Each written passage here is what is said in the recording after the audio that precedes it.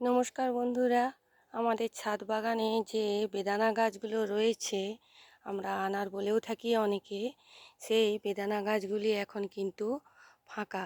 কোনো কোনো গাছে দুটো একটা ফুল আসা শুরু হয়েছে, তবে এখনও পরিপূর্ণভাবে ফুল কিন্তু আসেনি।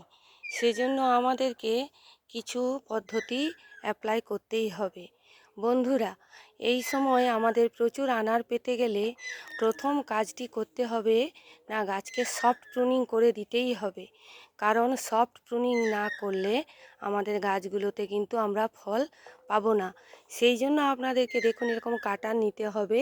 কাটারটি আগে শোধন করে নেবেন।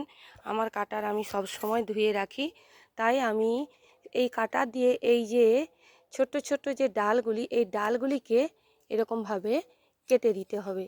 বন্ধুরা, ছোট্ট ছোট্ট করে যেভাবে আমরা ড্রাগনের সফট পুনিং করে থাকি, সেই রকম সফট পুনিং করে দিতে হবে। আমার কাটারটির ধার পড়ে গেছে, তাই বন্ধুরা এই রকমভাবে আপনারা দেখুন, এরকম সফট পুনিং করে দেবেন। এইভাবে সফট পুনিং করে দিলে কি হবে, আপনাদের এই যে গাছে, আনার গাছে বা বেদানা গাছে প্রচুর পরিমাণে ফুল আসবে।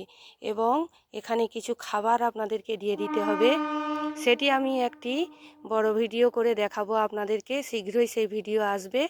আপনারা আমার এই সবুজের সন্ধানী চ্যানেল চোখ রাখবেন, দেখতে পাবেন কিভাবে আনার গাছে, বেদানা গাছে খাবার দিতে হবে এবং কি কি খাবার দিলে আমাদের আনার গাছগুলিতে প্রচুর পরিমাণে আনার ধরবে। কেমন লাগলো ভিডিওটি জানাবেন। যদি ভালো লেগে থাকে তাহলে চ্যানেলটিকে সাবস্ক্রাইব করতে, লাইক করতে, কমেন্ট করতে ভুলবেন না।